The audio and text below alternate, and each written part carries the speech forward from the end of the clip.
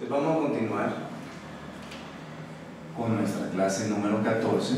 Después me gustaría saber más sobre los animales que son de evolución y los animales que son de la involución. Porque yo no tenía ni idea de eso, que también hay animales que eran de evolución y otros de involución. Yo no sabía. Sí. Me pareció interesante y quisiera como leer más sobre eso, los animales.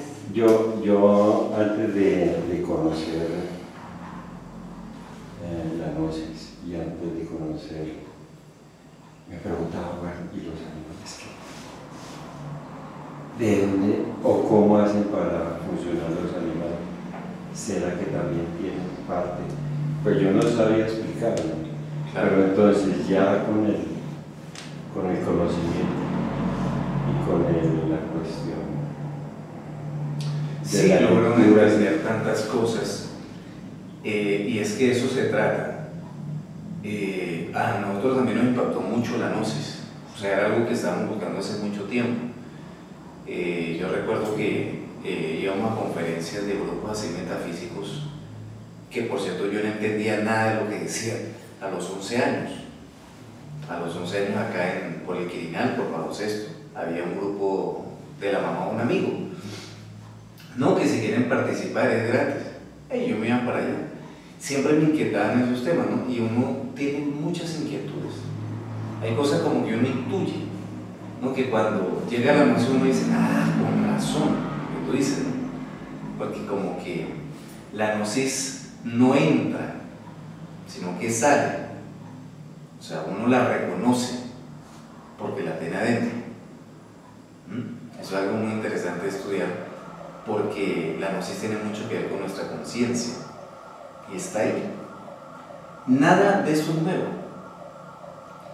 Una persona que, por ejemplo, acepte, por decir algo ya, lo que es la existencia de vidas pasadas, ¿no? Es porque trae ya esos valores, o sea, reconoce eso, porque de pronto tiene algún recuerdo muy inconsciente de eso. O sea, no se cierra. O cuando se acepta, por ejemplo, esta cuestión de la castidad científica, que vamos a estudiar mucho más a fondo, ¿no? Del tantrismo, de ese aspecto de la transmutación. No es fácil. ¿Por qué? Porque dentro de nosotros mismos y la humanidad hay procesos de evolución. O sea, hay almas nuevas que necesitan de una escuela básica en los misterios de la espiritualidad, la devoción, la cuestión carismática, el sacrificio, la caridad, que aunque nosotros debemos seguir practicando ello, ya uno no se contenta con ciertas explicaciones, no busca más. ¿Por qué? Porque lo más seguro es que somos almas viejas, o viejas almas, ¿cierto? Vamos a ver esta clase, que es la siguiente, rayo de la muerte, ¿no? La gnosis se encarga pues de revelar esos misterios, inicialmente de forma informativa, y nos lleva por supuesto ya al terreno de la práctica, ¿no? De comprobar esos fenómenos. Resulta ser que la muerte ha sido un tema muy sonado, muy controversial. Algunos creen en la vida más allá de la muerte, otros no creen, otros sencillamente tienen un pensamiento ateísta, con todo respeto, y dicen, bueno, uno nace producto de la combinación de dos células sexuales, del hombre y de la mujer, viene todo ese proceso de la gestación, nace, y cuando uno muere, se acabó todo. No hay más allá. Uno mismo determina sus circunstancias, uno mismo es su Dios, se dice. Otros dicen que no. Pero entonces, más allá de la tesis y la antítesis, está lo que cada quien pueda comprobar. Y en ocasiones, en eso que se llaman los sueños, que pertenecen a otra dimensión, a la quinta, el mundo astral, el mundo de los sueños, el mundo de los muertos también, que es otra área o campo de manifestación aparte en el que estamos. Ese tipo de experiencias reales y vívidas le pueden permitir a la persona saber que realmente la muerte, que hay vida más allá de la muerte, y que la muerte es un fenómeno tan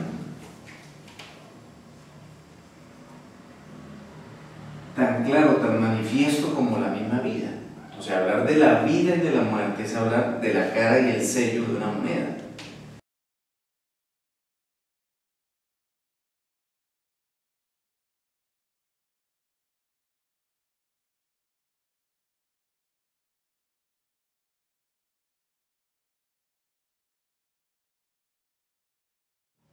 No podría ser la moneda si le falta una de esas dos. Esos dos lados. Exacto, esos dos lados. Tiene que llevar los dos. Entonces, antes de hablar de la muerte como tal, hablemos un poquito de la vida. ¿Qué es la vida para nosotros? ¿Qué opinan ustedes? Pues en el campo material es el estar aquí, el vivenciar todas las cuestiones que uno, todos los procesos que uno tiene, ¿sí? En la cuestión material. En la cuestión material, claro. Que crecer, que reproducirse, que todas esas cuestiones. ¿Sí? Claro. Y esa vida que también tiene que ver con el cuerpo, creo que ya hemos estudiado un poquito acerca de esto, los eventos, aquellos estados de ánimo, como esa vida interior, es un misterio. O sea, realmente es un misterio. El mismo Cristo dijo, ¿no? Yo soy el camino, la verdad y la vida, ¿no? Y algo tan grande como lo es Cristo, que no es un personaje ni humano ni divino, sino que es una energía.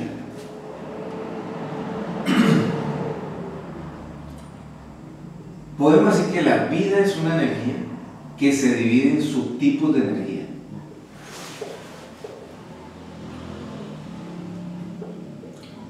Y esos subtipos de energía se van dando en determinadas épocas. Por ejemplo, de los 2 a los 3 meses de gestación se da lo que es la energía digestiva, que empieza a funcionar, a fluir por el organismo de un feto, ¿no? Porque de los 2 a los 3 meses se empiezan a formar los órganos digestivos. A los 7 meses, viene sabido por todos, entra en función esa energía de tipo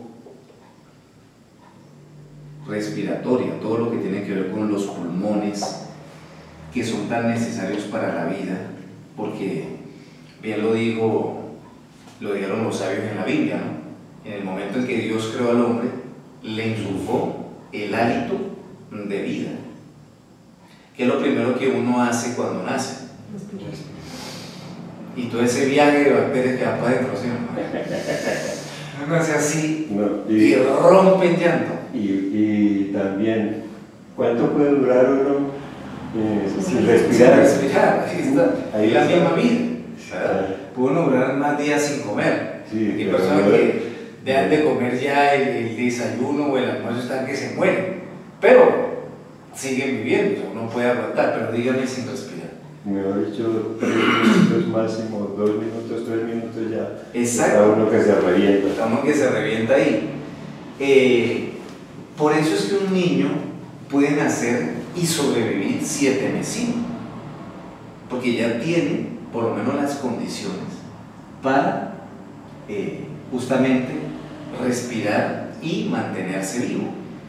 Antes de los 7 meses, pues no. Porque empieza una energía a fluir, que es la energía de tipo respiratorio.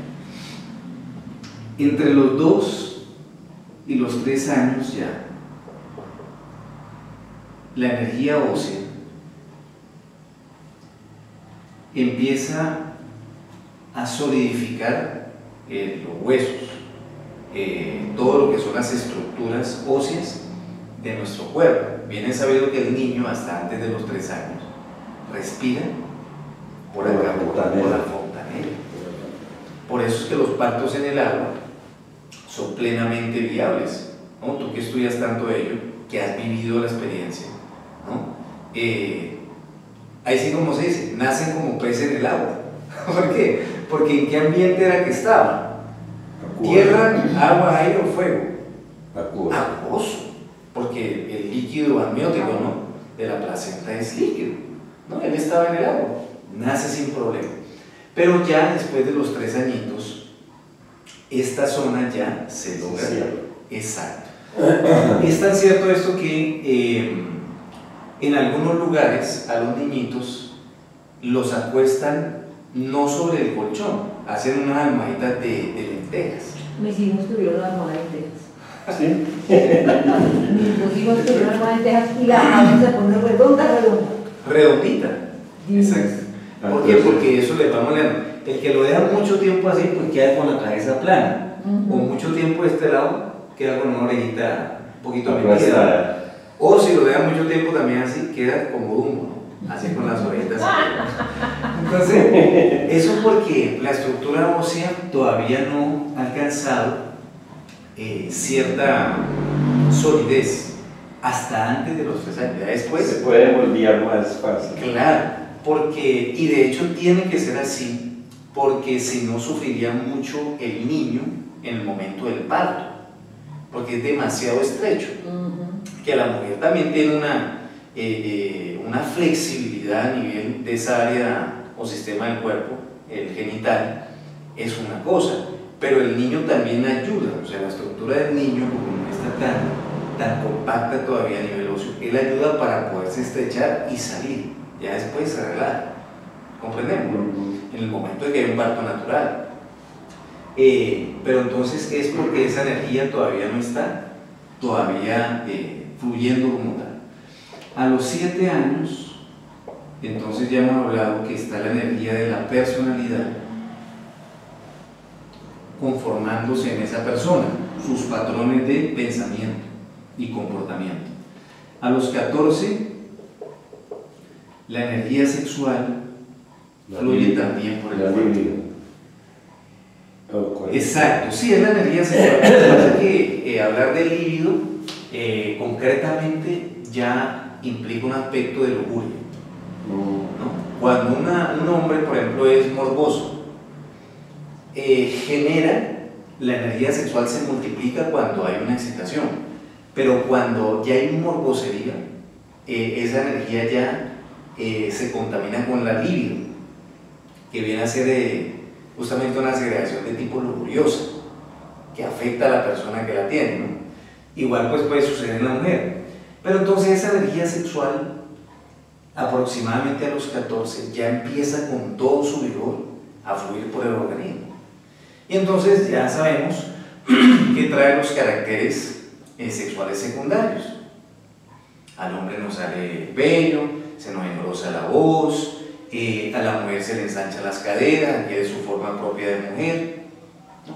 Yo me acuerdo que cuando tenía como 12 años, yo respondía al teléfono y los amigos de mis hermanas, porque tengo 2 hermanas mayores, pensaban que yo era una de mis hermanas por la voz, ¿no? Ya cuando yo vi que me empezaban a hacer los gallitos porque se me estaba engrosando la voz, entonces ya respondía, sí, buenas tardes. Entonces, ya para que se sintiera el hombre de la casa, ¿sí o no? Entonces, decía, sí, buenas tardes. Sí, algún favor por hablar con Liliana. Sí, un momento, ya se la llamo. Entonces, como que mejoraba un poco la cosa, ¿no? Pero claro, ya empieza a engrosarse la voz, ¿no? O sea, ¿y producto de qué? Fíjese usted, ¿por qué la voz tiene que cambiar? Producto de un incremento o una producción de testosterona en este caso, porque hay una relación muy cercana entre sexo y verbo. De hecho, dicen los maestros que la humanidad creaba con el verbo. Imagínese usted, anteriormente, y el verbo es algo sagrado, por eso es que hay que cuidarlo tanto. Por eso el mandamiento dice, no jurar su santo nombre en vano, porque podemos decir que el verbo se impregna de fuerza sexual. Los grandes oradores o grandes maestros eran totalmente castos, y entiéndase que castidad pues no es abstención sexual, o sea, no tener pareja ni connovio sexual de ninguna especie, no es el sabio uso de esa energía sexual. Entonces, ¿qué pasa con el verbo? se fortalece, ¿no? Y tiene poder. Entonces, si la persona dice, voy a hacer tal cosa, si Dios lo permite, por supuesto, se cristaliza. O si no lo sabe y tiene poder y dice, me va a ir mal, le va mal. ¿Ven? Porque decreta con el verbo, tiene poder, ¿no? Después de los 14 años, esa energía sexual a los 21, a los 28, a los 35, a los 42 y sucesivamente, ella va alcanzando una madurez. No porque si usted llegó a los 35, 42, 49, etc. O sea, cada 7 años, ¿no? Como estamos viendo a partir de aquí. Hay un cambio por los planetas metálicos de la alquimia, que son los mismos planetas de allá afuera, nos rigen cada 7 años esos planetas. Y en ese sentido, si uno llega a los 35, 42 años, por ejemplo, no es que la persona ya sea madura, pero empieza por acción de la energía sexual a haber un cambio en la mente, en la psicología. Porque ya esa persona pues no es aquel, entre comillas, loco, ¿no? Que no repara nada, que no quiere tener ninguna estabilidad, que no quiere pensar en el futuro. No, ya empieza a querer organizarse. Porque esas energías, sobre todo la sexual, lo van definiendo. Así hasta el momento de su muerte. Pero entonces hay una energía, nos enseñan los maestros, una única energía que el cuerpo humano no logra soportar.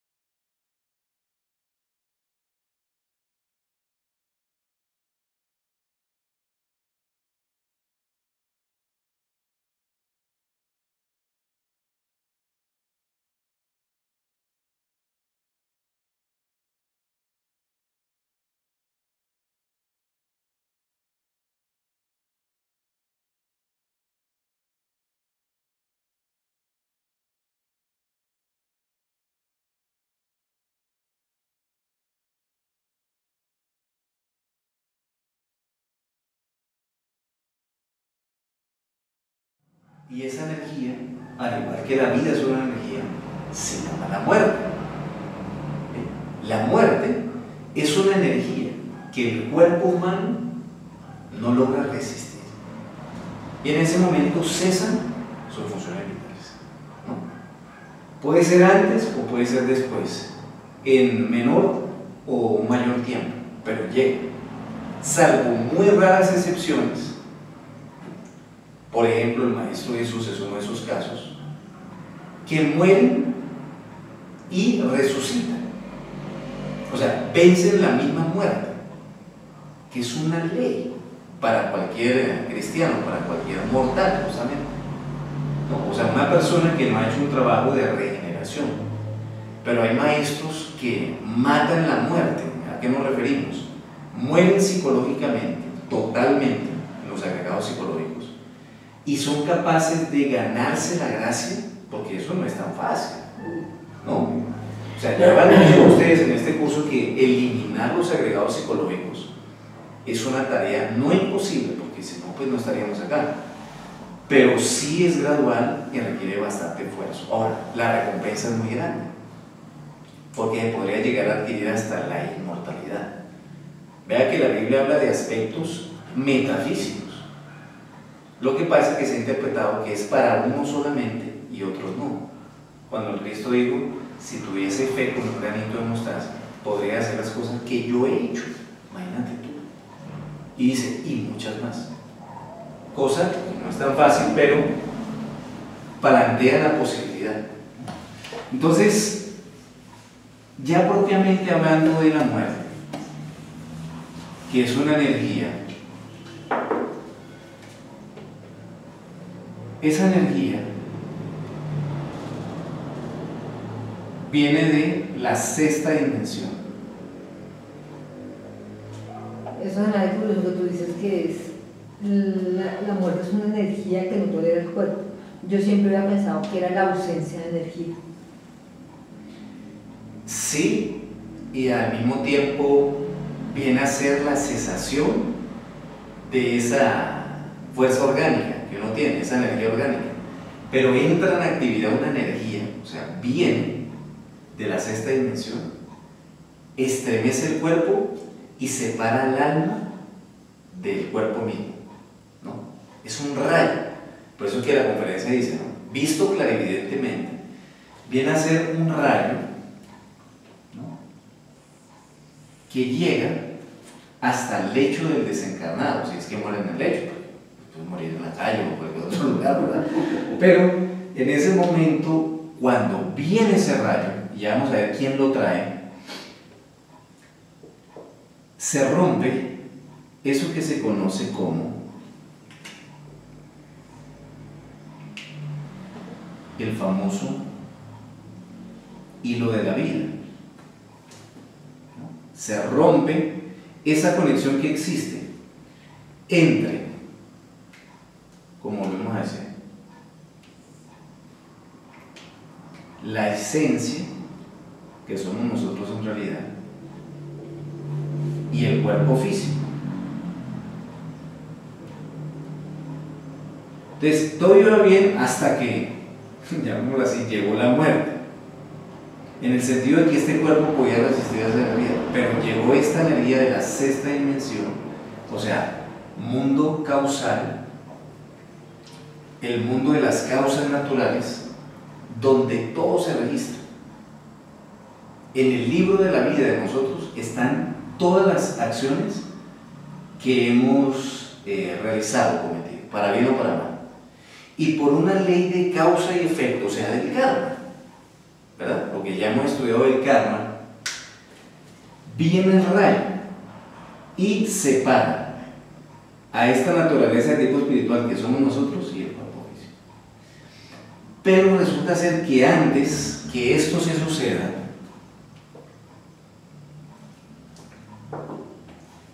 durante varios días, la esencia tiene posibilidades, o sea, existe la probabilidad de que regrese. ¿Han escuchado ustedes esos casos que están velando al muerto o lo llevan así en la procesión por el pueblo y se le levanta el muerto? Sí. A todo el mundo, patitas para que te tengan, ¿no? Salen corriendo porque dicen, Dios mío, ¿qué pasó acá? Se asusta la gente, ¿no? Claro, ¿quién no? Se sorprendería.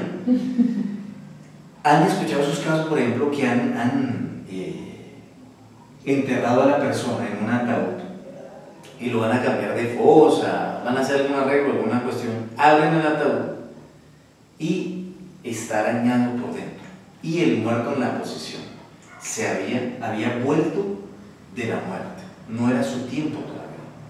Obviamente todo eso es por karma, ¿no? ¿Quién sabe qué habrá hecho esa persona para merecer aquello?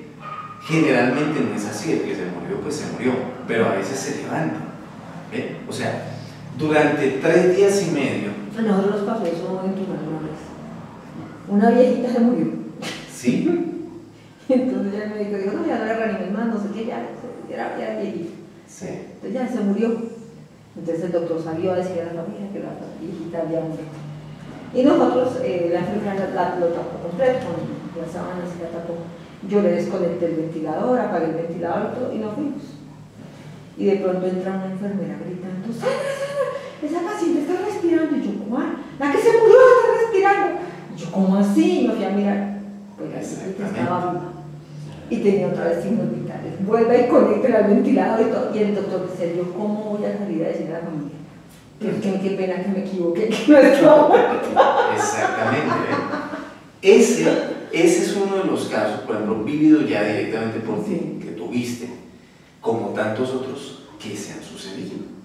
¿Por qué? Porque hasta antes que se corte lo que se llama el hilo de la vida, o llámese en el oriente Antacarana, cualquiera que sea el nombre que se le dé, cordón de plata,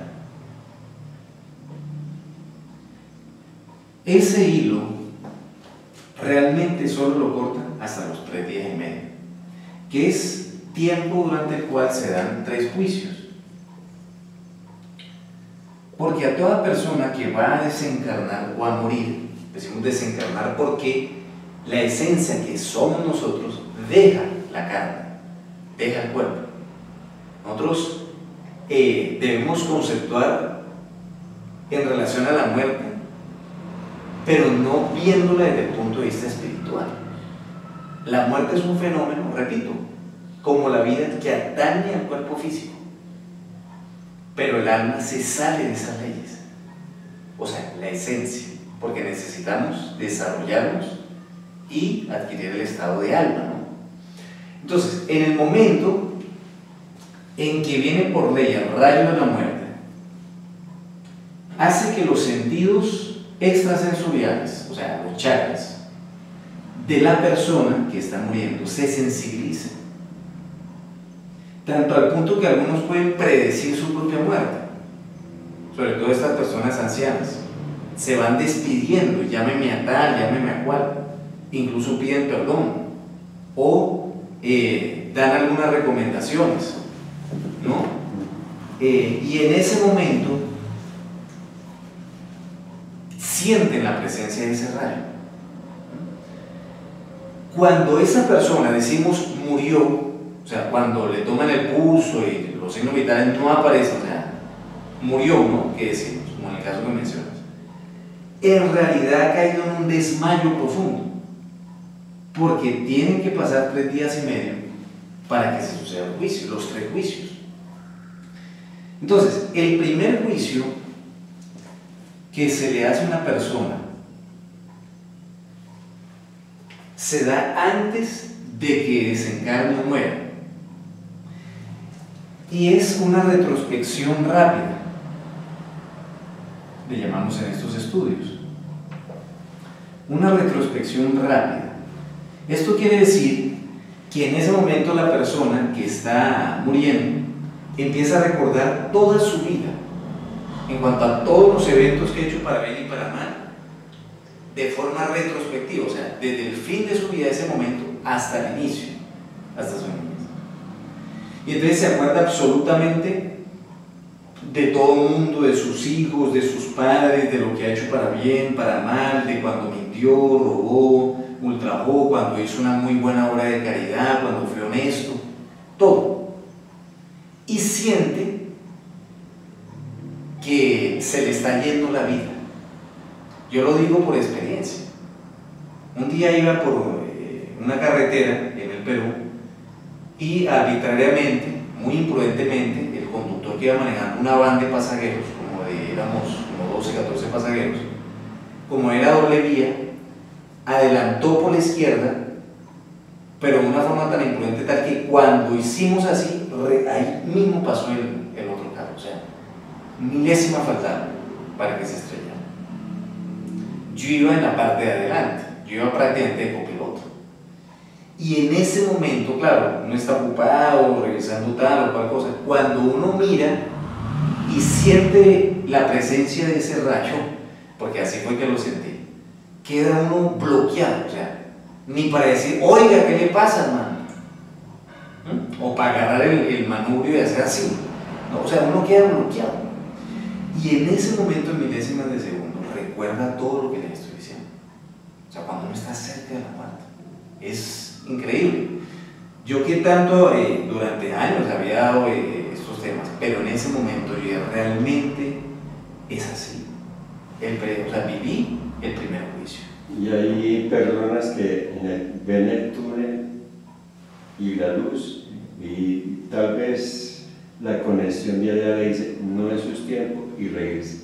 Exacto, exacto. Ya eso pertenece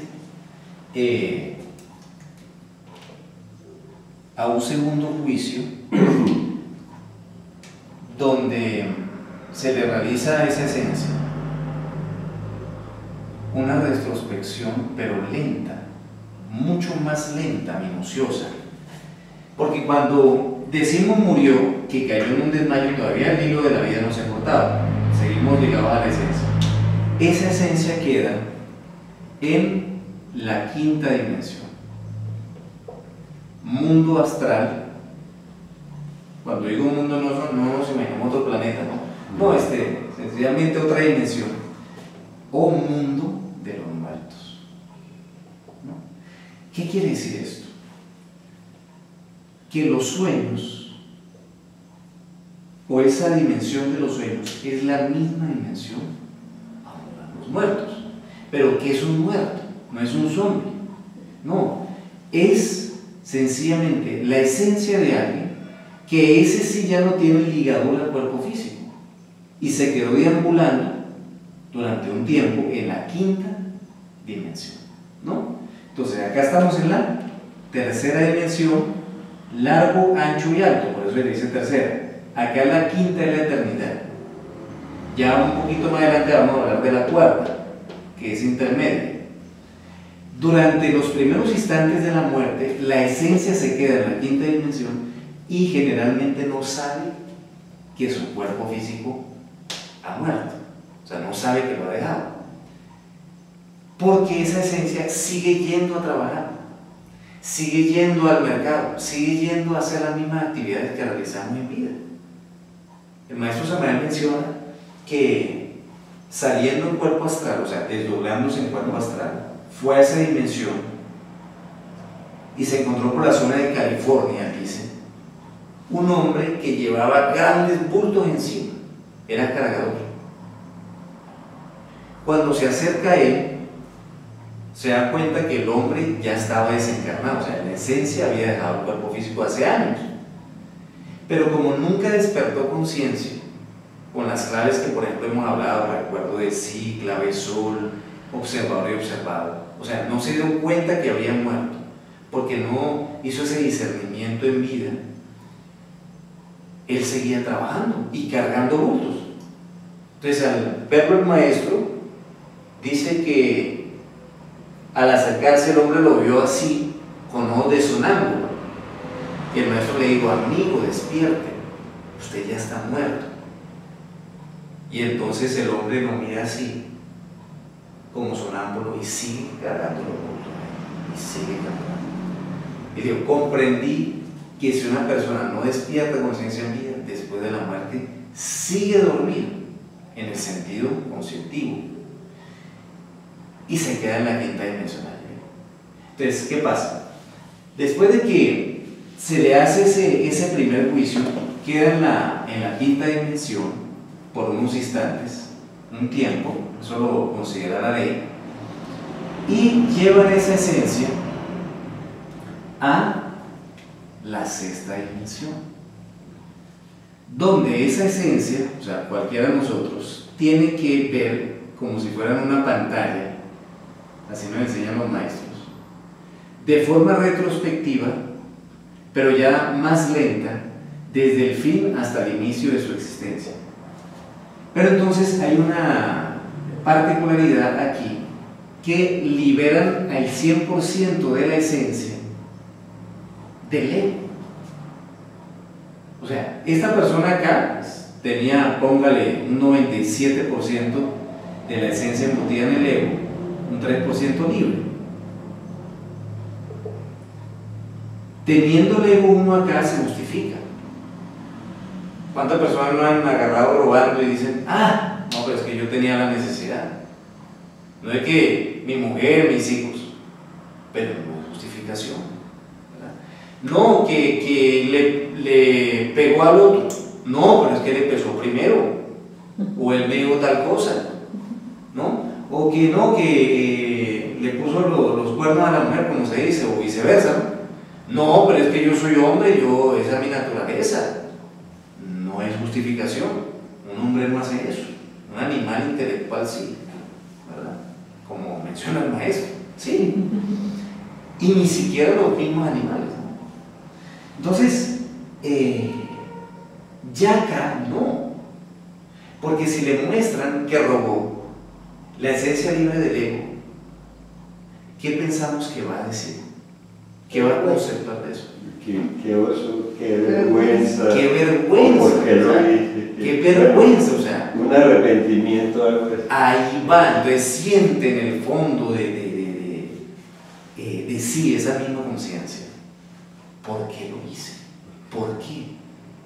No tenía la necesidad realmente, en realidad de verdad. La infidelidad, el insulto, la mentira, tal cual cosa. Pero entonces ya desprovista del ego, ella puede tener una concepción de la realidad muy diferente. Entonces, si uno ha visto que ha cometido una cantidad de faltas, detalles, crímenes, delitos o transgresiones de la ley, porque es consciente totalmente, ¿cuál creen ustedes que va a ser el resultado? El resultado es que esta misma esencia se juzga a sí misma. O sea, nosotros en este momento tenemos las condiciones de vida actuales producto de nuestra propia voluntad y aceptación de lo que merecíamos por nuestras buenas o malas obras. Bien, en ese segundo juicio uno es plenamente consciente, hablando esencialmente hablando, y se da cuenta de sus faltas. Por lo tanto, en eso que se llama el veredicto final, que es el tercer juicio, que determina la ley divina, por supuesto, porque de aquí en la sexta dimensión lo vuelven a mandar acá a la quinta, donde está, nos enseña el maestro, el señor Anubis, que tiene forma de chacal. Chacal es un perro lobo, ¿no? Que en la mitología egipcia simboliza al gran jerarca de la ley divina, que viene a ser Anubis, quien determina los destinos de los hombres. Anubis tiene, bajo su regencia, 42 jueces de la justicia celestial. Entonces ahí tiene que comparecer ante él la esencia para recibir ya, según lo que pesen en la balanza de la justicia, sus buenas y malas obras, y dependiendo del caso le dan justamente ese veredicto, dependiendo de sus buenas o malas obras. Entonces, prácticamente aquí uno se juzga a sí mismo y está de acuerdo con todo lo que Anubis y sus 42 jueces van a determinar. Decide. Entonces, nos enseñan los maestros que hay tres tipos.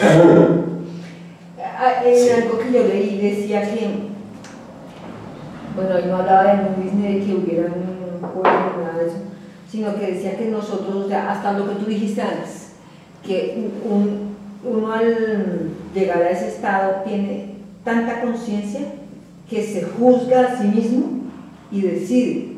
Exacto. Que va a seguir con su vida para poder seguir pagando lo que debe y mejorando lo que no debe. Exacto. Pero no hablaba de Anubis ni de que hubiera como otro regente que lo hiciera, sino que era como uno mismo. Nosotros tenemos una parte del ser que se llama el Anubis particular, acá en el trasero. Por eso es que dice la Biblia, por tus ojos veo, por tus oídos escucho. Porque uno dice, ¿dónde está Dios? Ah, no está, no me está viendo. Ah, me agarró esos 200,000 pesos mal colocados por ahí. No, cualquier otra parte. Señor, resulta ser que por sus ojos está bien. No es que usted tiene a Dios adentro y uno buscándolo por aquí, por allá y por allá. Usted lo tiene adentro. Y hay una parte de Dios que se llama el Caón particular, o sea, el Anubis particular que está acá. Que Él no está esperando que uno cometa la falta para caer encima, no, tampoco. Él está esperando a ver qué uno hace. Si hace las cosas bien, le da abundancia, le da paz, tranquilidad, etc. Si hace las cosas mal, pues también Él tiene que... Ahí en esos dibujos animados que a veces sale un ángel y un diablito. Ah, sí, hablando. Que entonces, El diablo. este le dice una cosa y este no lo haga, no lo haga. Exacto. Ese viene a ser, ¿qué vendría a ser eso? La esencia y el ego. Ahí está, ante cada acto, la esencia le dice, vea, haga el bien. ¿La esencia es el mismo íntimo o su diferencia? Es diferente. Es que ¿Por qué? a mí me entraba como esa curiosidad, porque yo entendía que era como lo mismo. O sea, entonces, ¿en qué se diferencia? Claro. Fíjese usted que una cosa es la esencia que está en un cuerpo, ¿no? Aquí y ahora nosotros. Otra cosa es el alma y otra cosa es el espíritu o el íntimo. Ah, el espíritu sería el íntimo. Exacto.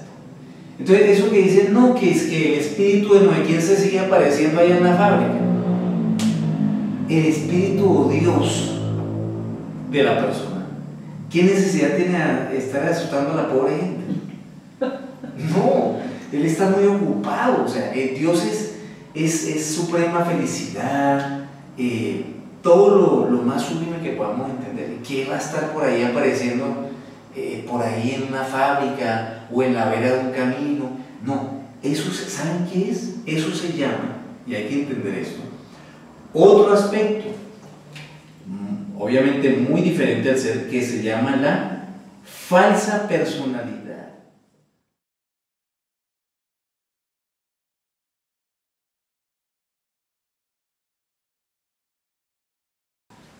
Esa falsa personalidad que se creó a los 7 años y se siguió robusteciendo con el tiempo, es el fantasma, sí. O sea, los fantasmas existen, pero no es el espíritu, ¿no? Porque como tú bien dices, el espíritu es el íntimo, o sea, es Dios, lo más sagrado que uno tiene, que está tan cerca, pero a la vez tan lejos porque necesitamos eliminar el ego y practicar los 3 factores de la revolución de la conciencia: morir, nacer y sacrificio, por lo menos. Entonces, la esencia debe convertirse en alma, a alcanzar la mayoría de edad. Es como si nosotros fuéramos niños en el sentido espiritual en este momento, así tengamos 80 años. ¿Sí? Pero, cuando adquiere la mayoría de edad, espiritualmente hablando, es porque ya maduró. Yo también necesitaba aclarar eso. Exacto, es que es muy importante. Y sé que muchas personas, como también esta persona que les habla, teníamos esa duda hace un tiempo. Y cuando uno alcanza la mayoría de edad, espiritualmente hablando, o sea, pasa de ser esencia, alma, un hombre con alma, como dijo el Cristo, ¿no? En paciencia poseeréis vuestras almas.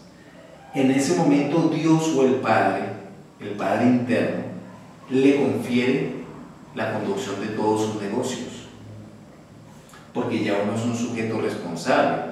A ningún hijo responsable o mayor de edad o que se esté portando adecuadamente, el padre le dice: acá están las llaves de la casa, del negocio, del carro.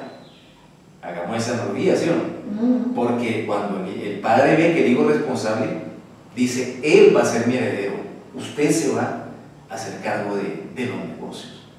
Por eso que el Cristo siempre decía: Padre mío, yo solamente obedezco a quien me envió, su Padre. Y así con muchos versículos bíblicos que aparecen, porque era un hombre que se había integrado con su propio espíritu. Por eso es que realizaba pues todos sus milagros. Ahora, el fantasma es sencillamente una creación nefasta, negativa, una energía muy fuerte. Cuando la persona, por ejemplo, dice: es que yo soy así y nadie me va a cambiar, se entroniza en eso.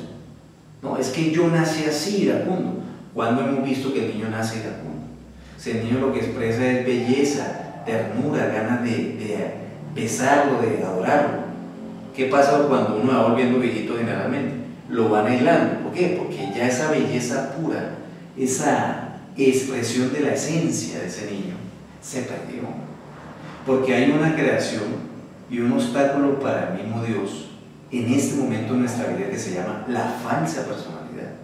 Entonces, esa falsa personalidad, cuando ya definitivamente, después del tercer juicio, muere, o sea, realmente ya cortan el hilo de la vida, quedó la esencia por un lado, el cuerpo por otro, o sea, realmente se verifica la muerte, en ese momento la falsa personalidad queda deambulando más que todo por donde está ese cuerpo.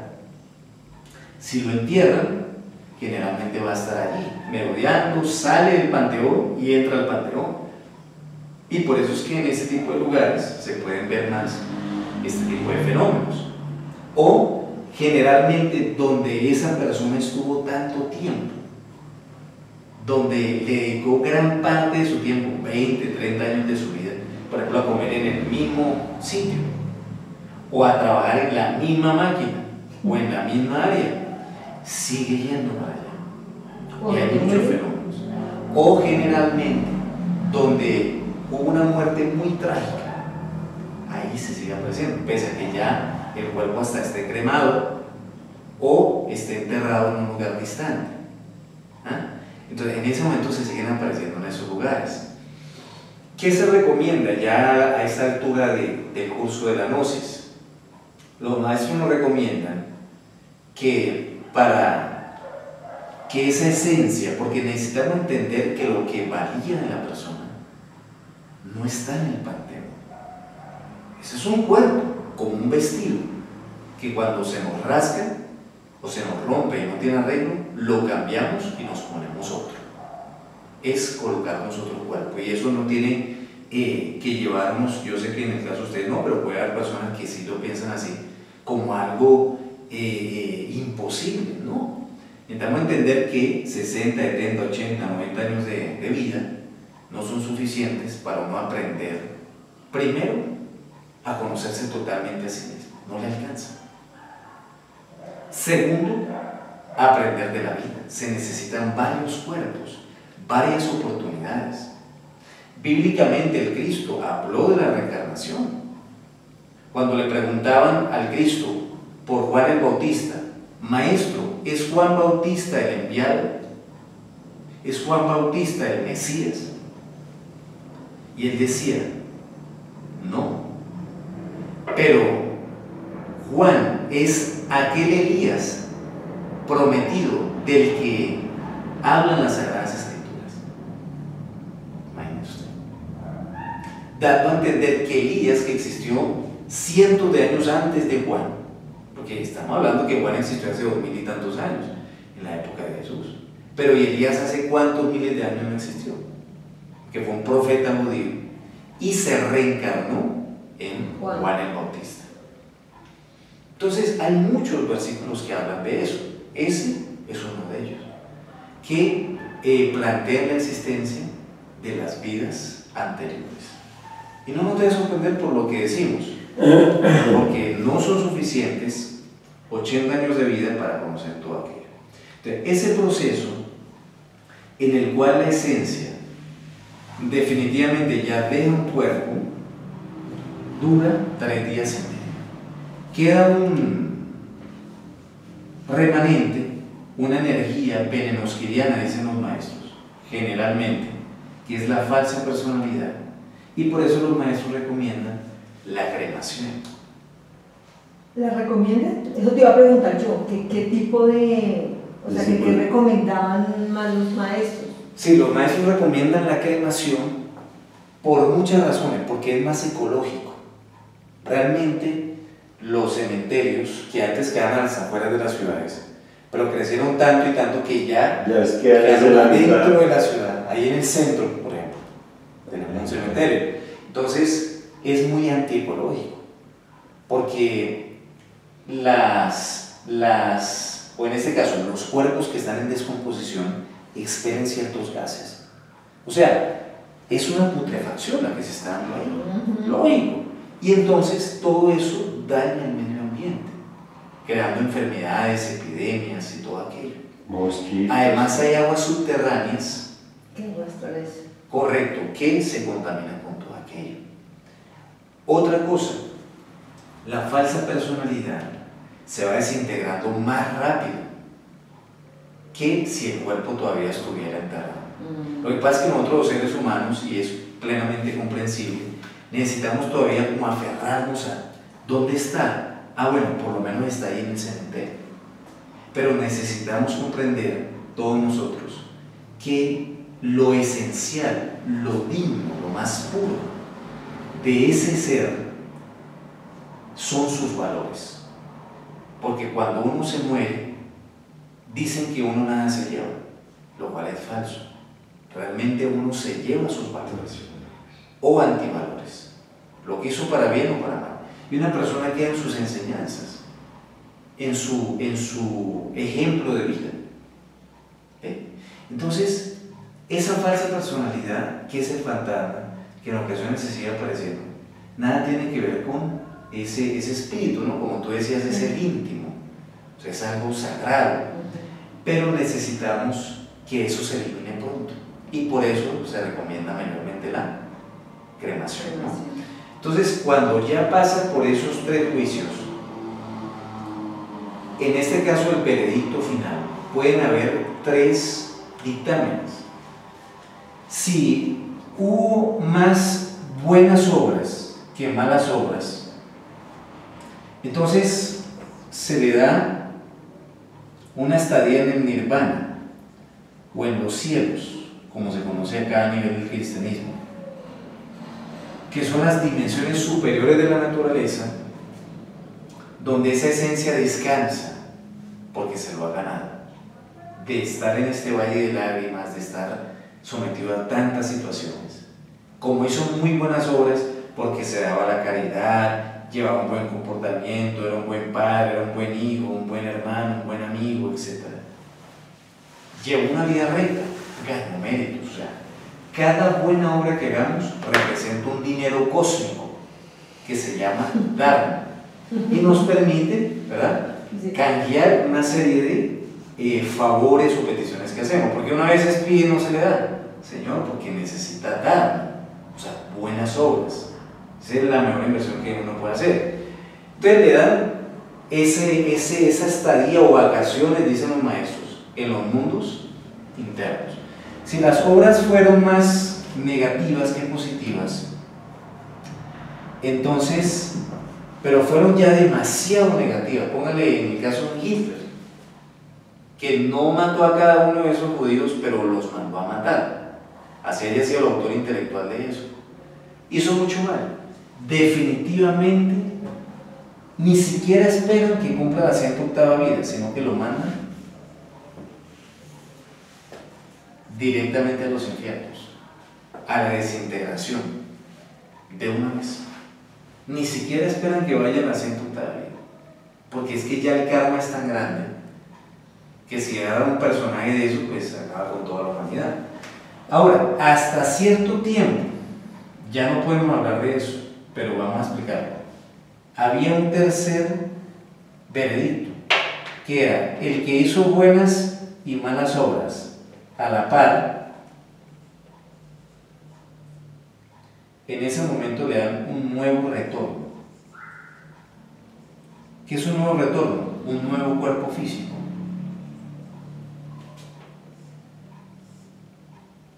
Ese niñito es la casa ya de una esencia, la esencia que acaba de desencarnar en un nuevo cuerpo, ¿no? En ese momento, cuando la madre está embarazada, alberga una nueva criatura. Pero entonces, ¿qué pasa en estos momentos? Nos dicen los maestros que ¿por qué son los tiempos del fin? Esto se ha hablado mucho y lo conoce cualquier persona en cualquier religión, pero ¿cuál es la explicación científica de los tiempos del fin? Se piensa que el mundo se va a acabar como un planeta. El mundo o el planeta seguirá existiendo durante un tiempo, también morirá, pero faltan millones de años. Pero son los tiempos del fin porque ya ese ciclo que estábamos hablando en la clase número 13 de 108 existencias está culminando en este momento para nosotros la humanidad. Entonces, no hay una 109ª vida si uno no hace un cambio. Esto nada tiene que ver con estar, por ejemplo, en la gnosis o no, o en tal o cual religión o no. Significa despertar conciencia. ante una realidad que es que soy el arquitecto de mi propio destino, pero no solo por lo que yo haga en esta vida que repercuta en esta vida, sino que lo que yo hago en esta existencia, o sea, lo que estoy haciendo en este momento, lo que voy a hacer saliendo por esa puerta o dirigiéndome a cualquier lugar, realizando cualquier cosa, determina lo que es mi futuro, para bien o para mal. Por eso es que el hombre tiene el poder de crear, en el sentido de que Dios dispone de acuerdo a lo que uno propone. ¿Qué propongo? Con mi comportamiento, lo que espero recibir. Si hago caridad, si hago el bien, si me comporto de la forma correcta, lo mismo voy a recibir, definitivamente.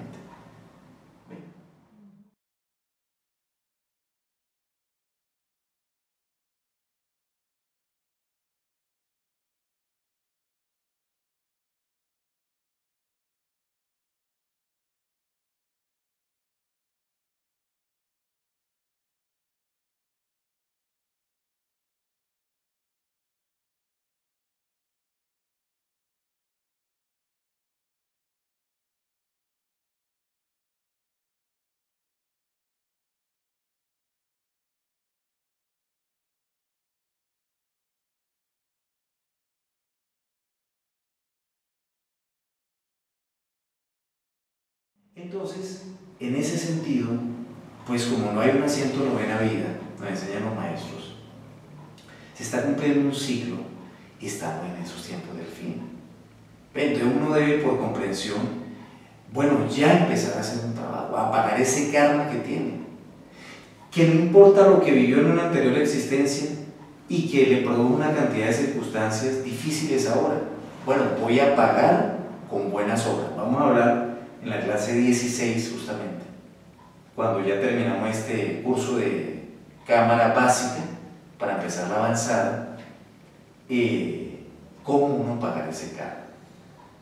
¿Ven? Pero entonces el punto está en que después de esos 3 juicios, en el mejor de los casos, le darían un nuevo cuerpo físico a esa esencia para que hiciera un trabajo de tipo espiritual que de pronto no alcanzó a realizar en existencias pasadas, pero teniendo en cuenta que esas circunstancias que va a vivir son el producto, repito, de lo mismo que ha producido esa persona en existencias anteriores, sobre todo en justo esa existencia anterior. Pero ¿qué pasa si esa persona hizo cosas muy buenas, se desarrolló espiritualmente? Lo dejan en el mismo estatus espiritual en esa misma existencia. Uno dice, ay, pero ¿por qué esa persona que es tan orgullosa tiene tanto dinero? En primer lugar, no se preocupe por eso, porque eso se llama envidia. Lo que tiene que hacer es saber que la ley no se queda con nada. Esa persona de pronto es muy orgulloso, de pronto su vida es un caos a nivel familiar, pero era muy buen jefe, hacía caridad. Vean esos cantantes, esos artistas, tienen fundaciones. Ellos sabrán por qué lo hacen y porque le tomen una fotografía o aparezcan en las redes sociales, pero lo están haciendo. ¿Cuántos que no tienen tanto, con lo poquito no sirven? Por eso es que no le dan más. Sirva con lo que tienen. Ellos dan mucho, la ley les retribuye en base a lo bueno que hacen. Pero si esa persona, por ejemplo, tuvo mucho dinero, hizo muchas obras de caridad, pero golpeaba a su mujer y a sus hijos, en esta existencia le dan mucho dinero, pero no le dan felicidad en el hogar. ¿Por qué? Porque no se lo ganó. ¿Ve? ¿Qué tiene que hacer? Reivindicarse en su comportamiento, crear nuevas circunstancias de vida para cambiar esa existencia actual y de pronto las que vengan. Porque si él se rectifica y dice, no, yo no puedo seguir golpeando hasta una persona que me sirve, una persona que se supone que yo amo, ¿ah? No, voy a mejorar mi comportamiento. Así con todo, no estoy dando solo un ejemplo. Dios y la ley dicen, esta persona está cambiando. Bueno, seamos flexibles. Y por el contrario, ya todo le sonríe a nivel del hogar, ya todo le sonríe a nivel de la salud, ya todo le sonríe en cualquier circunstancia de vida en la que decidió cambiar. Entonces la invitación es a empezar a hacer lo que necesitamos hacer aquí y ahora, en este momento, para crear nuevas circunstancias de vida. Quizás no después de la muerte, no lo veamos tan lejos. Ahora. Una persona empieza a cambiar en este momento y ya está justamente modificando una serie de circunstancias, porque hay una realidad, y es que todo lo que sucede, como dice la Biblia, no se mueve la hoja de un árbol sin la voluntad de Dios que viene del mundo causal, por ley de causa y efecto. Por eso es que se dice ley de causa y efecto, porque viene en la sexta dimensión. Entonces, de esa forma, habría que entenderlo. Todos esos fenómenos que hablábamos, de los fantasmas, de cosas en ocasiones que se mueven, experiencias o eventos, o lo que la gente llama, ¿no?, fenómenos parasensoriales, que son del ultra, o sea, en ocasiones de aparición de ángeles, aparición de seres divinos, ¿no?, que vienen a dar ciertos mensajes en ocasiones, que no hay que creer totalmente en eso, porque hay personas que dicen, no, que es que por ahí en tal centro espiritista, con todo respeto, se aparece María Magdalena, o se aparece Juan el Bautista, o alguno de eso. No le queda tanto a eso, porque muchas veces esas entidades de esos mundos infiernos, que son yoes, se hacen disque pasar con tremendos nombres de maestro, hasta el mismísimo Jesús el Cristo. Pero yo me estoy refiriendo a fenómenos verdaderamente espirituales del ultra, que se suceden, que son fenómenos que están más allá de lo que nosotros podemos conceptuar en lo físico, y otros fenómenos ya, como por ejemplo esos duendes, sirenas, o entidades negativas que en ocasiones se aparecen, pertenecen a esos fenómenos de la vida y de la muerte. O sea, eso que está más allá, que no lo debe asustar a uno, sencillamente saber que uno está en una dimensión, pero que esta tercera dimensión es un campo de manifestación, pero que existen seres superiores y seres inferiores a nosotros, en el sentido espiritual, ¿no? Pero que todo tiene como un medio en el cual muchas veces se manifiesta, que es este mundo físico, este mundo de la materia. Bien. Ahí está la reflexión, a empezar a hacer aquí y ahora, para poder recibir lo que nosotros tanto esperamos en un momento dado. Si tienen alguna pregunta. Si uno llegase, los seres que llegan al nirvana, ¿ya nunca vuelven a reencarnar, o podrían reencarnar si ellos lo piden para seguir cumpliendo algunas misiones? Muy buena pregunta. Esas vacaciones en el nirvana o los cielos son por el producto de muy buenas obras, pero es como si una persona acá, similarmente, hubiese trabajado mucho y se ganó unas buenas vacaciones y un buen dinero para disfrutarlas, pero tarde que temprano las vacaciones van a acabar y tiene que volver.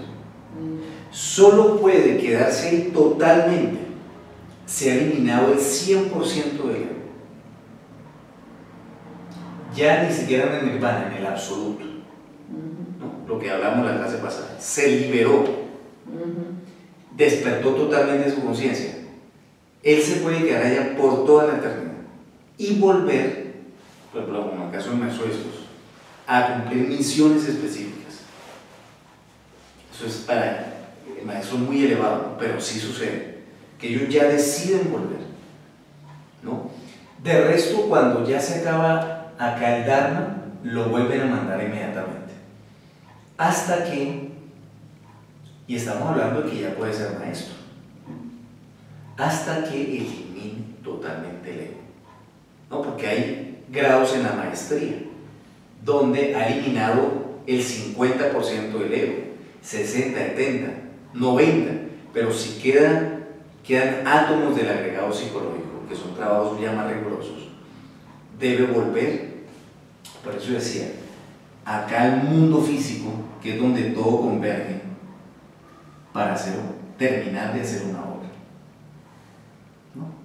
Por ejemplo, el maestro habló de varios casos donde hay maestros que vienen, por ejemplo, a vivir específicamente tal cual cosa, porque es lo que le faltaba para pulirse, pero esos ya son seres muy elevados, ¿no? Nosotros retornamos y, como tú dices, lógico, tenemos que venir a terminar de hacer un trabajo, de hacer una obra. Y mire, uno a veces dice, pero esta circunstancia de vida. Y resulta ser que la filosofía gnóstica, el mismo maestro Samael nos dice una gran realidad. Realmente, mire, cuando uno se da la tarea de comprender que las peores adversidades ofrecen las mejores oportunidades.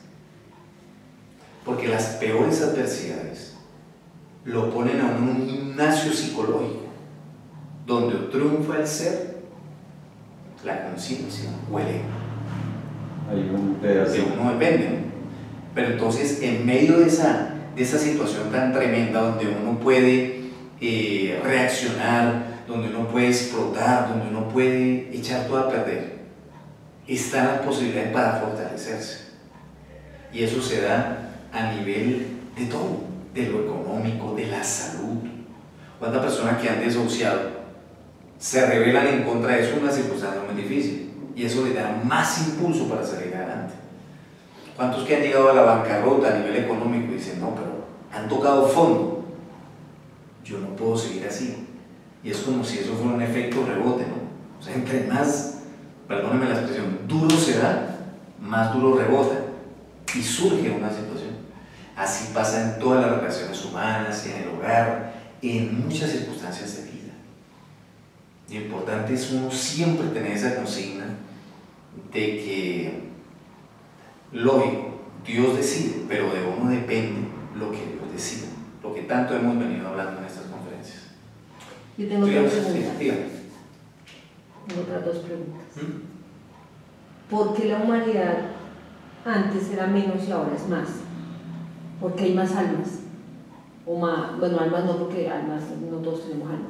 Porque hay más seres encarnados en este momento que hace 500 años. ¿De dónde surgen tantos esencias para venir a encarnarse? ¿Y por qué varía eso? Porque al terminar, o sea, al finalizar una raza, vuelven y desaparecen y solo quedan algunas para iniciar la nueva raza. ¿Qué sucede con todas las otras esencias? ¿Van a otro planeta o encarnan en otros sitios? ¿O qué pasa con esas esencias? Exacto, pregunta de calidad. Fíjese usted, hay dos fenómenos acá. Primero, no todas las esencias logran encarnarse en la edad de oro de una raza, o sea, el inicio. Porque la edad de oro o el inicio de toda raza es alta en espiritualidad. El hecho de enganchar ahí es como cuando alguien va a pasar en la nacional. O sea, hay miles de estudiantes, no importa la palanca, no importa tal cual, ahí lo que importa es el puntaje del IFE, ¿sí? De acuerdo a la carrera. Por lo menos así era en mi época. Bueno, entonces, pero pongamos que es así. En ese momento calificó ingresar un poquito de miles de millones, ingresar un poquito ahí a esa sexta raza. Hablemos de la que viene. Y con el tiempo, o sea, edad de plata, edad de cobre, edad de hierro, o sea, las otras edades de la misma raza que marcan un estatus espiritual, van mandando esas esencias. ¿De dónde vienen? Pues lógico, del absoluto. Primero. Segundo, hablemos ya del fin de la raza donde estamos. Porque ahora hay tanta y tanta gente. Porque también, pues, tú lo preguntas, uno lo tiene que responder, que ya es otro nivel, pero hay que decirlo. Resulta ser que en este momento de los tiempos del fin, las esencias que estaban involucionando en el reino animaloide, vegetaloide, mineraloide, por una ley de un karma mundial que se tiene que presentar, esas esencias fueron liberadas y están acá encarnados. Pero como quiera que son ya esencias condenadas y que tienen que pasar por un proceso de desintegración, vienen a la faz de la tierra. Pero al encarnarse o al tomar cuerpo físico con cualquier niñito y que crece, vienes a hacer pagar un karma mundial. Es por eso. Hay gente acá que no ha cumplido su ciclo de 108 existencias, que viene a hacer un trabajo. Hay otras personas que no. Es que eso siempre ha sido así. Y esas esencias que ya estaban evolucionando, repito, nos enseñan los maestros, ya vienen acá sobre la faz de la tierra a hacer pagar karma. Entonces ya encontramos, por ejemplo, que en Rusia de hace muchos años están creando niños probeta de laboratorio. Esas esencias que son creadas por inseminación artificial y toda la cuestión, o sea, en un laboratorio. Lógico, de pronto utilizan el vientre de una dama, pero no lo condujo esa creación el Espíritu Santo de una forma natural. Nacen desprovistos de esencia, o sea, son almas demonios que vienen a hacer pagar ahora, y es por eso que se están viendo tantas cosas como nunca, tanto al punto que los maestros del espacio se acercan a la Tierra no solamente a ver lo bello de este planeta Tierra, porque para ellos es hermoso ver este planeta, los valles, las montañas, los océanos, todo aquello, porque sí les llama mucho la atención.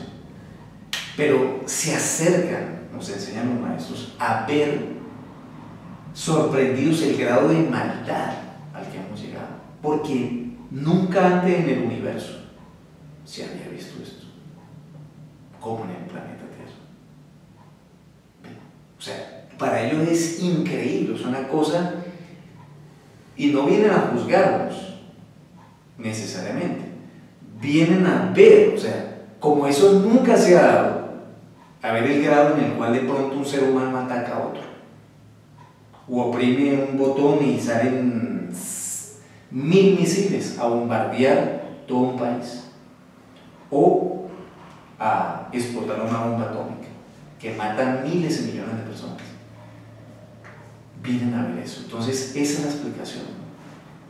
Lógico que es otro nivel, ya de eso hablaremos más profundamente en una segunda cámara, porque esto se está presentando exclusivamente en esta quinta raza, esto que esas esencias salen, porque este planeta ya está volviendo hacia el absoluto, la vida de este planeta, y necesita depurarse de una cantidad de elementos que acá ya en el planeta no pueden continuar, ¿no?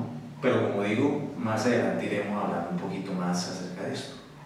Hay otro libro que se llama Hercúleos,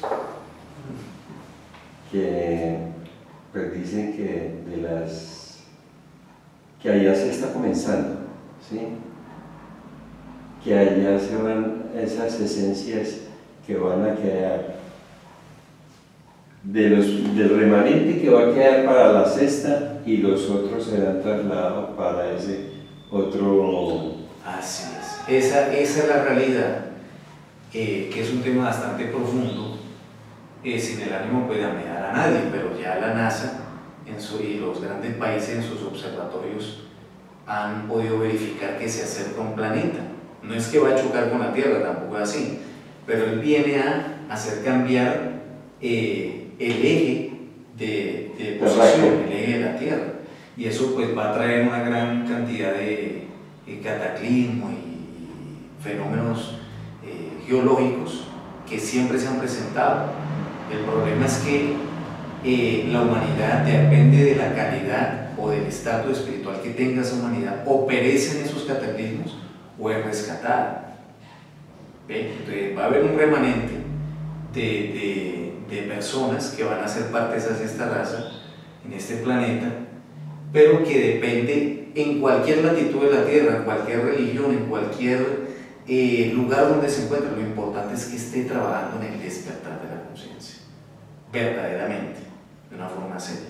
Y esa persona, por su estatus espiritual, conformará parte de esa sexta raza. El que no, porque el Golbus pues ya viene y no solamente va a hacer girar la Tierra en cierta latitud, sino que va a absorber por fuerza magnética esa gran cantidad de almas de mundos que acá ya no pueden continuar.